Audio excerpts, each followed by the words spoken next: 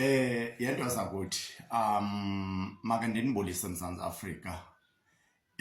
Ndizake ndithethe ngofish nonja. Now ndifuna ukuthi ke ndiye ndathi xa bendijonga kwi-social network kakhulukazi apha ku-TikTok ndafika kukhona umfo ebevakalisa ukungaxoli ngemeko kaPastor uNozewu.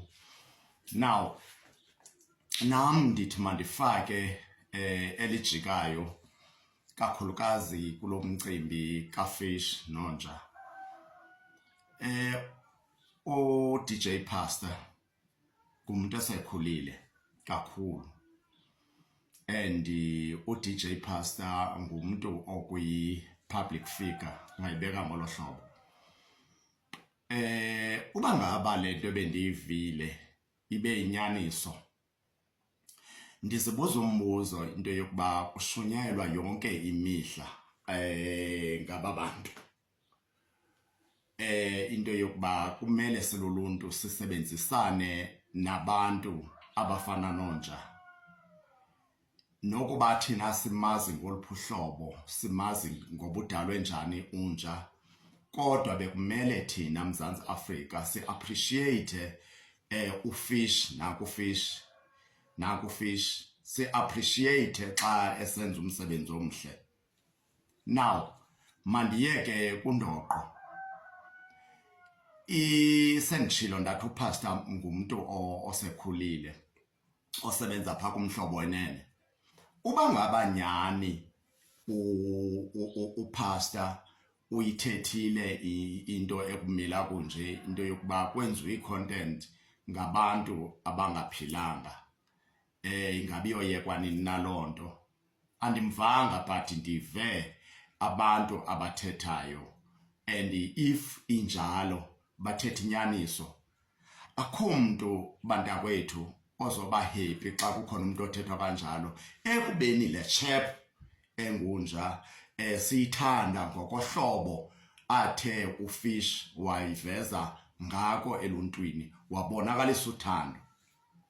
Ndifuna ke uba ngaba kunjalo nyani Pastor Nozewu, xa kufika le video kuwe le yenziwe ndim as uModi Maqabaza, nceda ntwakuthi nangayiphi indlela onokusondela ebantwini ucela uxolo ngako, ngoba thina siya appreciate xa kukhona abantu abafana nofish abakwaziyo ukuveza unja ngokolhlobo kuthi, ukuze abantu bafunde lento kuthiwa kukubonakalisa uthando nabantu abahleli nabo. Nokuba umuntu mhlawumbi simjongele into yoba uloluphi uhlobo okanye yena akafanelanga ukuphila nabantu, kodwa uba ngaba loo mazwi mntakaNozewu uye wathetha ngenjongo zokucinga mhlawumbi into yoba abantu xa besenza izinto ezokumila kunje bafuna i-advantage bona, kungenzeka mhlawumbi uyithathe ngaloo meko enjalo wacinga into yokuba mhlawumbi ufish ufuna ukuphila ngcono okanye mhlawumbi ufuna ubomi obutsha ngofish. If ufish kumele aphile ubomi obutsha ngokusondela kunja, makabuphile, naleyo asinangxaki. Makabuphile kwaye siya-appreciate into yoba nofish ngakwalo msebenzi awenzileyo singambona naye kwelinye inqanaba, siyayi-appreciate loo nto. Asizuyeka ngaloo nto sithi ufish akenzanga umsebenzi omhle. Bantakwethu, masifundeni into yokuba aba bantu abafana nofish, abafana nonja, ngabantu ekumele sisebenzisane nabo, ngabantu ekumele futhi sibathande ekuhlaleni. So xa ethe omnye wethu wabona kubalulekile asebenze naye ngokokumkhulisa, ngokokumenza afumane uthando, la comfort, please into zakuthi ndiyacela Nozewu, buyela mhlobam uzocela uxolo ebantwini boMzantsi Afrika.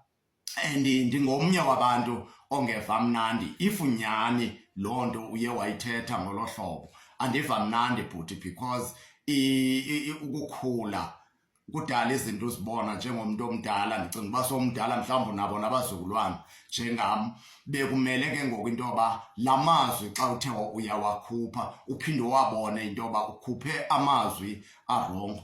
Ndifuna ukuma kuloo ndawo bantakwethu andizuyolula kodwa uFish yena Nonja siyabathanda and we will continue to support into yoba baye phambile ngokwale ndlela nathi sifuna ubabona bekuyo nangakolami inqweno kaFish ubenqwenela into yoba unja abonwe eyiyo. Siyabulela nakulona umsebenzi osowenzekile abantu beMzantsi Afrika banikeza isupport kuFish. Ndifuna ukuthi mina enkosi bantakwethu kumele sizinqande ezinye izinto ngoba kukhona abantu abacinga into yoba i-content xa isenziwa ayinawuze imphilise omnye umuntu, iyamphilisa umuntu at the same time i-content iyabumosha ubomi bomntu. Kodwa okwangoku uFish Nonja asibayekeni baqhubeke into zakuthi. Buya noZewu uzocela uxolo mntakwethu apha kuthi. Enkosi kakhulu mhlobam.